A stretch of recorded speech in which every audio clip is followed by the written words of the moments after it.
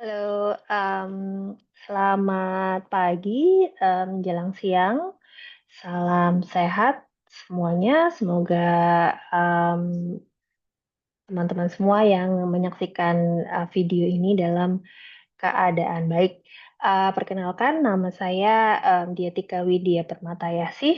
Saya adalah pengajar di Departemen Sosiologi, Fakultas Ilmu Sosial dan Ilmu Politik, Universitas Indonesia. Pada kesempatan kali ini, saya ingin memperkenalkan salah satu mata kuliah yang saya ampu, berjudul Transformasi Industri dan Perubahan Kerja.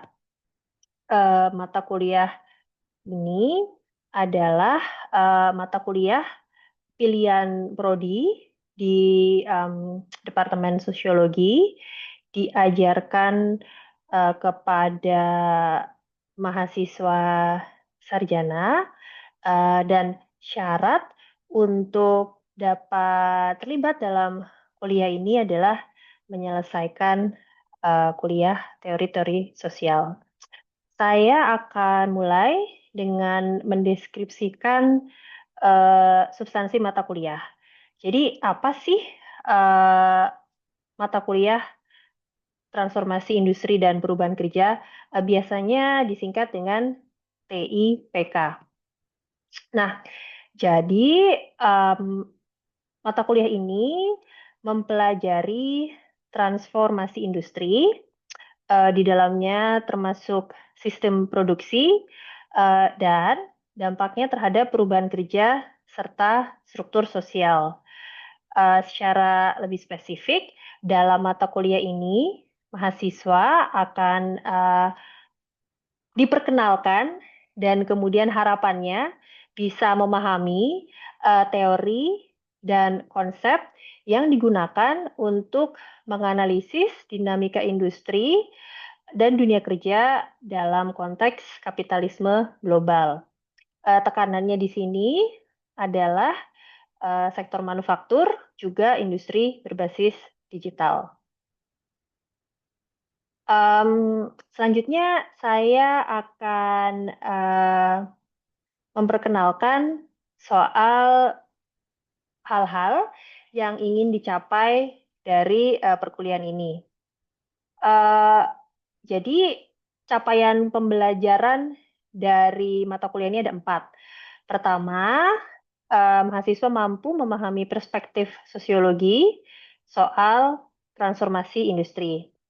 Yang kedua, mahasiswa mampu memahami konteks sosiologis perubahan kerja kontemporer. Sekali lagi, dalam hal ini yang jadi fokus adalah perubahan kerja yang terjadi karena industrialisasi juga digitalisasi. Yang ketiga, kuliah ini juga dijalankan agar mahasiswa mampu menganalisis proses kerja dalam kaitan dengan struktur sosial menggunakan teori dan konsep yang relevan. Yang terakhir, setelah menyelesaikan kuliah ini, mahasiswa diharapkan mampu menganalisis institusionalisasi konflik industri, dan dalam hal ini khususnya dengan melihat peran serikat pekerja dan negara, sekali lagi dengan menggunakan konsep-konsep yang relevan. Nah, dari capaian pembelajaran itu, pengajar memilah pembelajaran menjadi 5 topik utama. Pertama adalah perspektif sosiologi soal transformasi industri. Kedua, konteks perubahan kerja. Ketiga, proses kerja. Keempat, struktur sosial. Kemudian yang terakhir adalah negara dan politik hubungan industri. Pendekatan pembelajaran yang diperlakukan dalam mata kuliah ini adalah student centered active learning. Artinya apa? Artinya dalam setiap sesi kita akan memulai dengan diskusi kelompok mahasiswa uh, melalui presentasi kelompok penyaji yang nantinya akan dibagikan, yang melakukan ulasan bacaan terhadap materi-materi yang diberikan oleh pengajar. Tidak perlu khawatir, karena pengajar juga akan memberikan 2 sampai 3 pertanyaan kunci untuk setiap ulasan bacaan, sehingga teman-teman nantinya bisa fokus dalam menyusun presentasi. Kemudian pembelajaran juga akan dilakukan dengan metode collaborative learning. Artinya nantinya dalam setiap sesi pengajar akan melakukan validasi terhadap diskusi yang dilakukan teman-teman, dan kelas ini akan sangat bergantung pada interaksi yang baik antara dosen dan mahasiswa. Nah, yang terakhir, kuliah ini menerapkan experiential learning. Artinya kita akan belajar dari pengalaman teman-teman, mengobservasi apa yang terjadi di lapangan. Di tahun lalu kita melakukan observasi ke pabrik. Nah, kita juga pernah melakukan observasi kegiatan May Day, di mana itu biasanya buruh di seluruh Indonesia, bahkan di seluruh dunia, melakukan parade atau demonstrasi, menyampaikan tuntutannya soal pekerjaan yang lebih baik. Terakhir, saya juga akan menyampaikan penilaian dan evaluasi yang dilakukan dalam kuliah ini. Komponen penilaian di kuliah ini ada 4. Pertama adalah tugas review. Itu tadi merujuk kepada review terhadap materi yang dilakukan oleh teman-teman secara berkelompok setiap minggu, kemudian dipresentasikan di dalam kelas. Kemudian penilaian juga akan didasari pada tugas terstruktur dan observasi lapangan.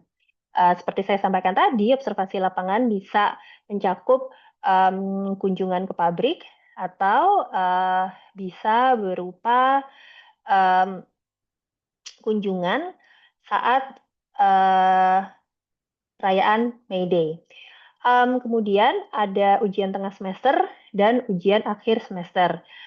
Ujian tengah semester dan ujian akhir semester ini bentuknya adalah penelitian kecil yang dilakukan terhadap kasus-kasus yang teman-teman pilih sendiri, dan tujuannya untuk melatih teman-teman mengaplikasikan konsep-konsep yang ada di dalam perkuliahan. Nah, kira-kira itu yang bisa saya sampaikan untuk memperkenalkan kuliah ini. Sampai ketemu di sesi perkuliahan selanjutnya.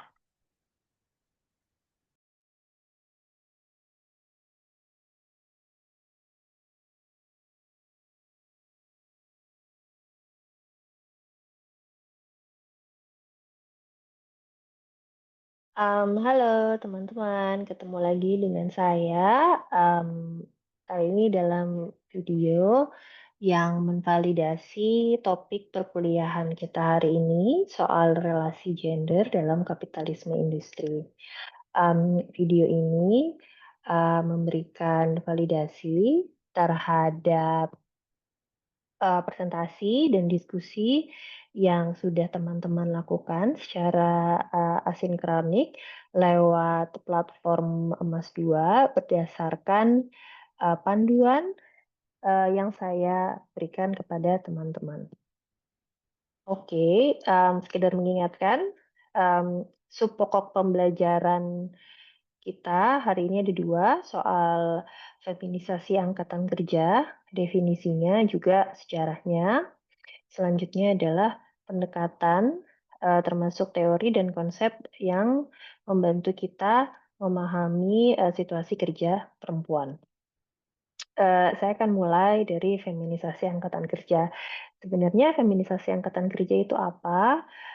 Ia merujuk kepada peningkatan jumlah perempuan yang masuk ke pasar kerja relatif terhadap jumlah laki-laki yang menurun. Feminisasi ini ditandai oleh semakin banyaknya jenis-jenis pekerjaan yang ditujukan untuk perempuan yang tadinya pekerjaan ini dianggap sebagai pekerjaan laki-laki. Um, Hal ini bukan berarti bahwa pekerjaan yang untuk perempuan ini itu sebenarnya kodratnya perempuan. Um, Kategori pekerjaan sebagai pekerjaan perempuan ini sebenarnya lebih kepada konstruksi sosial yang terkait dengan ide-ide tertentu yang melekat kepada perempuan. Misalnya perempuan lebih rajin, perempuan lebih teliti. Nah, perubahan ini sendiri, um, feminisasi angkatan kerja, terjadi seturut perubahan global kerja sejak akhir 1970-an bersamaan dengan keterbukaan pasar, juga peningkatan fleksibilitas pasar kerja. Fleksibilitas pasar kerja ini ditandai oleh semakin banyaknya kerja-kerja paruh waktu dan kasual dibanding kerja-kerja tetap. Nah, kalau di Indonesia bagaimana prosesnya? Peningkatan partisipasi perempuan dalam industri itu didorong oleh kebijakan negara. Di mana sejak 1970-an pemerintah mendorong perempuan untuk masuk ke dunia kerja, utamanya adalah sektor manufaktur, industri, juga sektor jasa, lewat reformasi hukum, program KB, dan pendidikan. Nah, situasi di Indonesia itu berbeda dari negara mayoritas Muslim lain karena tidak ada pembatasan ketat atas kerja perempuan. Kemudian industri Indonesia sendiri yang berbasis tekstil, garmen, dan elektronik di awal-awal industrialisasi masif tahun 1980-an itu menyebabkan lonjakan tajam partisipasi kerja perempuan karena memang ada permintaan yang tinggi untuk kerja perempuan. Nah, konteks politik saat itu di bawah Orde Baru itu melemahkan oposisi terhadap apapun, termasuk keterlibatan perempuan di sektor manufaktur. Karena pada intinya di masa ini berbagai bentuk organisasi perburuhan dan masyarakat sipil sangat direpresi habis-habisan oleh negara pada saat tersebut.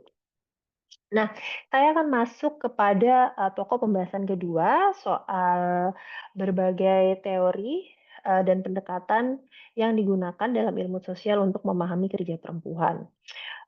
Menurut Ford dan Parker, ada setidaknya 3 pendekatan yang digunakan dalam memahami pengalaman pekerjaan perempuan. Pertama adalah pendekatan ekonomi neoklasikal yang melihat kerja perempuan sebagai pilihan rasional untuk memaksimalkan keuntungan. Artinya gimana? Dalam pendekatan ini perempuan dianggap bekerja karena memang untuk memenuhi kebutuhan rumah tangga mereka. Nah, dan dampaknya juga kerja kemungkinan besar akan meningkatkan suara perempuan di rumah tangga dalam pengambilan keputusan dan dalam hal-hal lain. Nah, analisis yang semacam ini mendapat kritik antara lain dari pendekatan ekonomi politik yang beranggapan bahwa alokasi sumber daya itu tidak selalu rasional dan selalu ada ketimpangan dalam rumah tangga maupun dalam komunitas.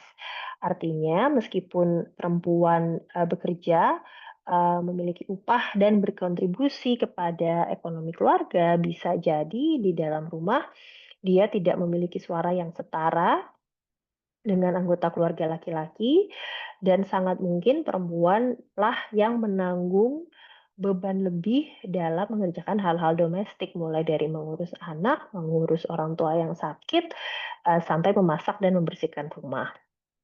Nah, kemudian ada juga etnografi feminis yang melihat ideologi gender yang termanifestasi dalam berbagai bentuk kepercayaan dan moralitas yang mempengaruhi pengalaman kerja perempuan. Nah, um, tahun 2024 kemarin saya bersama rekan saya, Mbak Inaya Rahmani, menerbitkan artikel soal pengalaman buruh di Soloraya. Artikel kami ini meminjam pendekatan ekonomi politik kritis, juga etnografi feminis untuk memahami kerja-kerja perempuan. Beberapa hal yang kami temukan antara lain bahwa perempuan memang menanggung beban ganda. Selain bekerja di dalam pabrik, menghasilkan uang untuk keluarga, perempuan juga merupakan penanggung jawab berbagai urusan domestik. Di sini kita menggunakan konsep kerja produktif, yaitu kerja-kerja yang dilakukan di luar rumah dan mendapat gaji, juga kerja reproduktif. Kerja reproduktif itu adalah kerja-kerja yang seringkali tidak dibayar, tapi sebenarnya membantu mempertahankan keberlangsungan keluarga. Nah, kami juga menemukan bahwa pekerjaan ganda perempuan ini dilakukan dalam situasi kerja dan kehidupan yang semakin rentan. Kenapa? Karena tren kasualisasi ketenaga kerjaan yang mendorong kontrak pendek tanpa jaminan dan juga memperlemah perlindungan tenaga kerja. Tren ini sendiri sebenarnya berlangsung sejak lama sejak reformasi, tetapi dia menjadi semakin parah antara lain sejak disahkannya Undang-Undang Cipta Kerja tahun 2020. Dalam situasi seperti ini, perempuan dan juga pekerja lain di seluruh Indonesia tidak bisa mengandalkan kepada pemerintah maupun pemberi kerja untuk menanggung berbagai kerentanan hidup. Ia hanya bisa mengandalkan diri dan keluarganya untuk bertahan hidup sehari-hari. Nah, penelitian kami juga melihat berbagai nilai yang mempengaruhi cara buruh perempuan ini memahami pekerjaannya. Kami melihat ide-ide seperti keluarga sakinah itu sebagai common sense karena syarat dengan nilai gender yang menormalisasikan beberapa ide seperti istri yang taat, yang menurut kami ini menurut analisis ekonomi politik kritis menopang penerimaan atas kerja rentan dan beban ganda. Nah, nilai-nilai sosial ini dalam riset kami itu direproduksi lewat berbagai ritual, termasuk konsumsi bernilai moral. Nilai-nilai sosial ini membantu mengatur hidup dan memberi rasa aman. Tapi secara kontradiktif, nilai-nilai sosial ini membatasi perlawanan terhadap kondisi yang tidak adil. Misalnya lewat apa? Misalnya lewat perserikat buruhan, atau bentuk-bentuk solidaritas lain di mana perempuan bisa terhubung dengan pekerja lain dan berjuang bersama untuk memperjuangkan situasi kerja dan kehidupan yang lebih baik. Nah, dari penelitian yang menggunakan perspektif politik ekonomi juga etnografi feminis, kami menemukan beberapa hal yang bisa menjadi garis bawah atau highlight dari penelitian-penelitian yang dilakukan untuk memahami kerja perempuan. Pertama adalah bahwa perempuan itu selain bekerja menghasilkan uang di luar rumah juga memang umumnya menjadi penanggung jawab bagi berbagai urusan domestik. Ini yang disebut sebagai beban ganda perempuan. Nah, dalam menavigasi beban ganda itu, banyak perempuan bergantung kepada nilai dan norma sosial yang membantu mereka untuk menerima beban ganda yang harus mereka tanggung. Nah, sekali lagi, seperti saya sampaikan sebelumnya, ini bisa jadi memberi batasan untuk pengorganisasian kolektif untuk mencapai kesejahteraan kerja yang lebih baik. Nah, implikasinya apa? Gerakan buruh perlu memahami dinamika gender ini dalam melihat pengalaman perempuan bekerja. Bukan hanya gerakan buruh, tapi juga berbagai gerakan yang memperjuangkan hak-hak perempuan perlu memahami dinamika gender ini. Uh, Implikasi lain adalah bahwa kebijakan ketenagakerjaan perlu lebih inklusif terhadap kerentanan berbasis gender berdasarkan kondisi real di lapangan. Berikut ini berbagai referensi yang digunakan dalam kuliah hari ini dan bisa diakses di Emas 2. Saya menyarankan teman-teman untuk melihat-lihat lagi referensinya kalau memang tertarik dengan topik ini. Saya juga mendorong teman-teman untuk memikirkan sebuah kasus di mana teman-teman bisa berlatih untuk memahami pengalaman kerja perempuan. Teman-teman bisa menggunakan konsep-konsep dalam kuliah ini, misalnya kerja produktif, kerja reproduktif, juga beban ganda. Teman-teman juga bisa menggunakan berbagai perspektif yang diperkenalkan dalam kuliah ini. Misalnya perspektif yang diperkenalkan oleh ekonomi neoklasikal, juga perspektif dari ekonomi politik, dan etnografi feminis. Oke, demikian video pembelajaran ini saya sampaikan. Semoga berguna untuk teman-teman semua, dan yang paling penting semoga teman-teman semua dalam keadaan sehat dan kita bisa ketemu lagi di video pembelajaran berikutnya. Selamat pagi, jelang siang, sampai jumpa di lain waktu.